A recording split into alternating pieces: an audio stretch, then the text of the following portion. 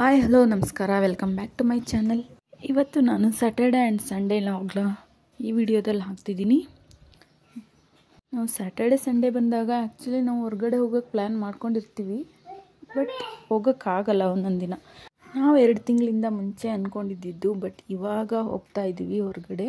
ನಾವು ಎಲ್ಲಿಗೆ ಹೋಗ್ತಾ ಇದ್ದೀವಿ ಅಂತಂದರೆ, ಒಂದು ಮೆಜೆಸ್ಟಿಕ್ಕಲ್ಲಿರುವಂತಹ ಅಣ್ಣಮ್ಮ ದೇವಿ ದೇವಸ್ಥಾನಕ್ಕೆ ಮತ್ತು ಇನ್ನೊಂದು ಕಾರ್ಯಸಿದ್ಧಿ ಆಂಜನೇಯ ಸ್ವಾಮಿ ದೇವಸ್ಥಾನಕ್ಕೆ ಹೋಗ್ತಿದ್ದೀವಿ.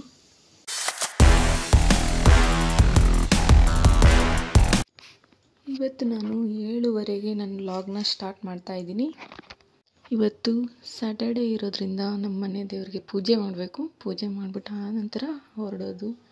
ನಾನು ಬೆಳಿಗ್ಗೆ ಎದ್ದಿದ ತಕ್ಷಣ ಟೀ ಮಾಡ್ಕೋತಾ ಇದ್ದೀನಿ. ಅದು ಯಾವುದಂದರೆ ಬೆಲ್ಲದ ಟೀ. ಯಾಕಂದರೆ ನಾನು ಸಕ್ಕರೆ ಜಾಸ್ತಿ ಉಪಯೋಗಿಸಲ್ಲ, ಯಾವುದಕ್ಕಾದ್ರೂ ಅಷ್ಟೇ ಬೆಲ್ಲದಲ್ಲೇ ಟೀ ಮಾಡ್ಕೊಳ್ಳೋದು. ಯಾವುದೋ ಒಂದೊಂದು ಸರಿ ಕಾಫಿನೂ ಬೇಕು ಅನಿಸಿದಾಗ ಮಾತ್ರ ನಾನು ಸಕ್ಕರೆನ ಯೂಸ್ ಮಾಡ್ಕೋತೀನಿ.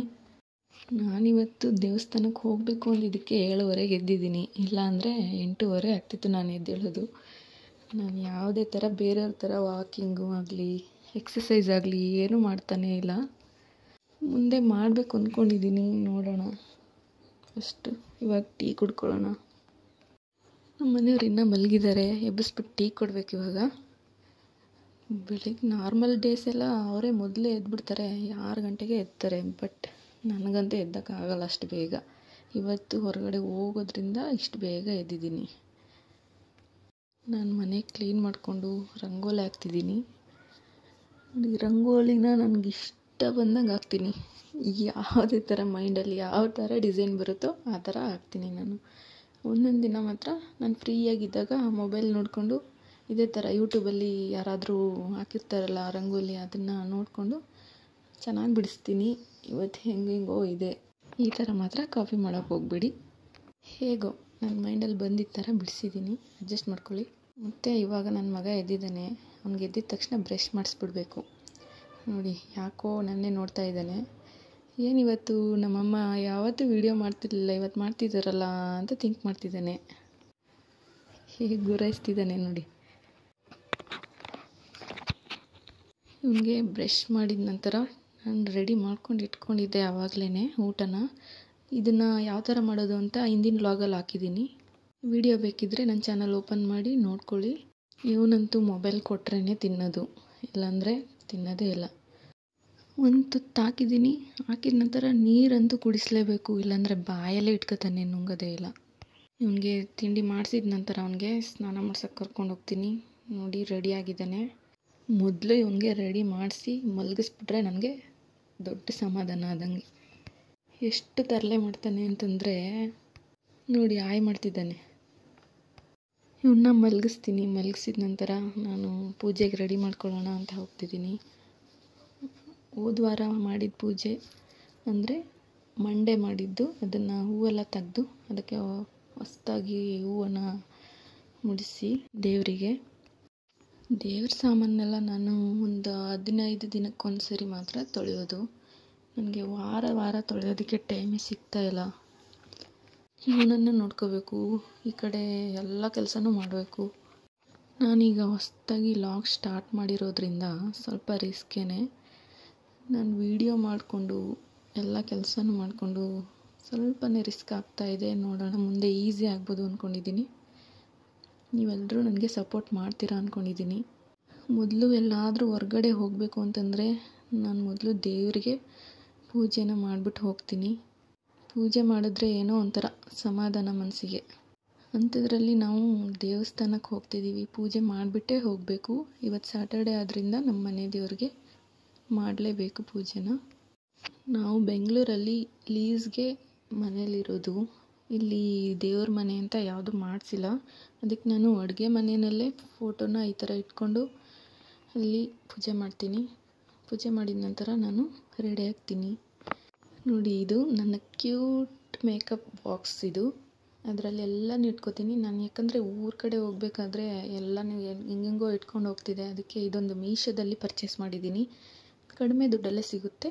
ನಿಮಗೂ ಬೇಕಿದ್ದರೆ ಡಿಸ್ಕ್ರಿಪ್ಷನ್ನಲ್ಲಿ ಹಾಕಿರ್ತೀನಿ, ನೋಡಿ ಇಷ್ಟ ಆದರೆ ತಗೊಳ್ಳಿ. ಎಲ್ಲಾದರೂ ಹೊರಗಡೆ ಹೋಗಬೇಕು ಅಂತಂದರೆ ಈಸಿ ಕ್ಯಾರಿ ಮಾಡ್ಬೋದು ಅಷ್ಟೇ. ಇದನ್ನು ನಾವು ಮನೆ ಬಿಟ್ಟು ಇವಾಗ 2:15 ಅಷ್ಟೊತ್ತಲ್ಲಿ ಬಿಟ್ಟಿದ್ದೀವಿ ಮನೇನ. ನೋಡಿ ಇವಾಗ ಹೋಗ್ತಾ ಇದ್ದೀವಿ. ಮೆಜೆಸ್ಟಿಕ್ ತನಕ ಹೋಗೋ ತನಕ ಒಂದು ಗಂಟೆ ಇಲ್ಲಾಂದರೆ 2 ಗಂಟೆ ಟೈಮ್ ಕೂಡ ಆಗ್ಬೋದು. ಈ ಟ್ರಾಫಿಕಲ್ಲಿ ತುಂಬಾ ಟ್ರಾಫಿಕ್ ಇತ್ತು, ಸ್ಯಾಟರ್ಡೆ ಆದರೂ ಕೂಡ. ಅಂತೂ ಇಂತೂ 3:30ಗೆ ಬಂದು ನಾವಿಲ್ಲಿ ಸೇರಿದ್ವಿ. ಸದ್ಯ ನಾವು 1 ಅವರಲ್ಲೇ ಬಂದುಬಿಟ್ವಿ ಇಲ್ಲಿಗೆ. ನೋಡಿ ಇದು ಅಣ್ಣಮ್ಮ ದೇವಿ ದೇವಸ್ಥಾನ ಮೆಜೆಸ್ಟಿಕ್ಕಲ್ಲಿ ಇರುವಂಥದ್ದು. ತುಂಬಾ ಸ್ಟ್ರಾಂಗ್ ಅಂತ ಕೇಳಿದ್ದೀವಿ ಈ ದೇವಸ್ಥಾನನ, ಈ ದೇವರನ್ನು. ಮತ್ತು ಅದಕ್ಕೆ ನಾವು 2 ತಿಂಗಳಿಂದನೇ ಅಂದ್ಕೊಂಡಿದ್ವಿ ಬರಬೇಕು ಅಂತ. ಬಂದಿದ್ದೀವಿ. ನೋಡಿ ಅಲ್ಲಿ ಒಂದು ಕೋಳಿನ ಇಟ್ಟಿರ್ತಾರೆ ಚಿಕ್ಕದು, ಅದು ತುಂಬಾ ಇಷ್ಟ ಆಗಿರುತ್ತೆ ಸಾತ್ವಿಕ್ಗೆ. ನನ್ನನ್ನು ಕರ್ಕೊಂಡೋಗು ಬಾ ಅಂತ ಅಂತಿದ್ದ. ಅದಕ್ಕೆ ಕರ್ಕೊಂಡು ಬಂದು ನಿಲ್ಲಿಸಿದ್ದೀನಿ, ನೋಡ್ತಾ ಇದ್ದಾನೆ. ನಾವು ದರ್ಶನ ಮುಗಿಸ್ಕೊಂಡು ಬರ್ತಾ ಇದ್ದೀವಿ. ನೋಡಿ ಸಾತ್ವಿಕ್ ಮತ್ತು ನಾನು ಇಬ್ಬರು ಬರ್ತಾ ಇದ್ದೀವಿ. ದರ್ಶನ ಮುಗಿಸ್ಕೊಂಡು ಹೊರಗಡೆ ಪ್ರದಕ್ಷಿಣೆ ಹಾಕೋಕ್ಕೆ ಅಂತ ಹೋಗ್ತಾ ಇದ್ದೀವಿ. ನೋಡಿ ಅವನೇ ಓಡ್ಬಿಡ್ತಾನೆ. ಎಲ್ಲಾದರೂ ಹೋದರೆ ಸುಮ್ಮನೆ ಓಡಾಡ್ತಿರ್ಬೇಕು ಅಷ್ಟೇ. ಒಂದು ಹೇಳಿದ ಮಾತಂತೂ ಕೇಳೋದೇ ಇಲ್ಲ. ನೋಡಿ ಇವಾಗ ನಾನು ಪ್ರದಕ್ಷಿಣೆ ಹಾಕ್ಬಿಟ್ಟು ಬರ್ತಾ ಇದ್ದೀವಿ. ಸಾತ್ವಿಕ್ ಮಾತ್ರ ತುಂಬ ಖುಷಿಯಾಗಿದ್ದಾನೆ ದೇವಸ್ಥಾನಕ್ಕೆ ಬಂದು. ಇಲ್ಲಿ ಪೂಜೆನ ಮುಗಿಸ್ಕೊಂಡು ನಾನು ಮೆಜೆಸ್ಟಿಕ್ಕಲ್ಲಿ ಇರುವಂತಹ ಶಾಪಿಂಗ್ ಕಾಂಪ್ಲೆಕ್ಸ್ಗೆ ಹೋಗಬೇಕು ಅಂದ್ಕೊಂಡಿದ್ದೀನಿ. ಅಲ್ಲಿ ನಾವು ಶಾಪಿಂಗ್ ಮಾಡೋದಕ್ಕಿಂತ ಅದನ್ನು ನೋಡೋದೇ ಒಂಥರ ಚೆನ್ನಾಗಿರುತ್ತೆ. ಎಷ್ಟೊಂದು ವೆರೈಟೀಸ್ ಆಫ್ ಇಟ್ಟಿದ್ದಾರೆ. ಬಟ್ಟೆ ಆಗ್ಬೋದು, ಸ್ಲಿಪ್ಪರ್ಸ್ ಎಲ್ಲ ಕೂಡ ಇದೆ. ಬನ್ನಿ ನೋಡ್ಕೊಂಡು ಬರೋಣ. ಇದೇನೇ ಶಾಪಿಂಗ್ ಕಾಂಪ್ಲೆಕ್ಸು, ಮತ್ತು ಅದು ಹತ್ರದಲ್ಲೇ ಇದೆ. ನೀವು ಬೇಕಿದ್ರೆ ಒಂದು ಸರಿ ಹೋಗಿ ನೋಡ್ಕೊಂಡು ಬನ್ನಿ. ಚೀಪ್ ಆ್ಯಂಡ್ ಬೆಸ್ಟಲ್ಲಿ ಸಿಗುತ್ತೆ. ತುಂಬಾ ಅಫೋರ್ಡಬಲ್ ಪ್ರೈಸಲ್ಲಿ ಸಿಗುತ್ತೆ ಎಲ್ಲವೂ ಕೂಡ. ನಮ್ಮಂಥ ಮಿಡಲ್ ಕ್ಲಾಸ್ ಫ್ಯಾಮಿಲಿಗೇ ಈ ಥರದ್ದೊಂದು ಇದ್ದೇ ಇರುತ್ತೆ. ನೀವು ಕೂಡ ಯಾರಾದರೂ ಇಲ್ಲಿ ಪರ್ಚೇಸ್ ಮಾಡಬೇಕು ಅಂತಂದರೆ ಕಡಿಮೆ ದುಡ್ಡಿಗೆ ಸಿಗುತ್ತೆ. ಬೇಕಿದ್ದರೆ ಬಂದು ಏನು ಬೇಕಾದರೂ ಬಟ್ಟೆ ಆಗಲಿ, ಸ್ಲಿಪ್ಪರ್ಸ್ ಏನು ಪ್ರತಿಯೊಂದು ಸಿಗುತ್ತೆ. ಬನ್ನಿ ಒಂದು ರೌಂಡ್ ನೋಡ್ಕೊಂಡು ಬಂದುಬಿಡೋಣ. ಎಲ್ಲನೂ ನೋಡ್ತಾ ಇದ್ದರೆ ನಮಗಂತೂ ಎಲ್ಲನೂ ತಗೋಬೇಕು ಅನಿಸುತ್ತೆ. ಬಟ್ ನಾನು ಮಾರ್ಕೆಟಿಗೆ ಹೊರಟೋಗಿದ್ದೆ ಮೊದಲೇ, ಹೋದ ವಾರ ಹೋಗಿದ್ದೆ ಸಂಡೇ. ಅಲ್ಲಿ ತಗೋಬಿಟ್ಟಿದ್ದೆ, ಪರ್ಚೇಸ್ ಮಾಡಿದ್ದೆ ಎಲ್ಲನೂ ಕೂಡ. ಇಲ್ಲಿ ನಾನು ಏನಂದರೆ ಒಂದು ಸ್ಲಿಪ್ಪರ್ ಮತ್ತು ನಮ್ಮ ಮನೆಯವರು ಒಂದು ಶೂನ ತಗೊಂಡ್ರು ಅಷ್ಟೇ. ಜಾಸ್ತಿ ಏನು ಪರ್ಚೇಸ್ ಮಾಡಿಲ್ಲ. ನಿಮಗೋಸ್ಕರ ತೋರಿಸೋಣ ಅಂತ ಬಂದಿದ್ದೀನಿ. ಇವತ್ತು ಸ್ಯಾಟರ್ಡೆ ಆದಿದ್ದರಿಂದ ಸ್ವಲ್ಪ ಕಡಿಮೆ ಜನನೇ ಇದ್ದಾರೆ. ಬಟ್ ಸಂಡೇ ಮಾತ್ರ ತುಂಬಾ ರಶ್ ಇರುತ್ತೆ. ಯಾಕಂದರೆ ಸಂಡೇ ಎಲ್ಲರಿಗೂ ಕೂಡ ರಜೆ ಇರುತ್ತಲ್ಲ, ಅದಕ್ಕೆ.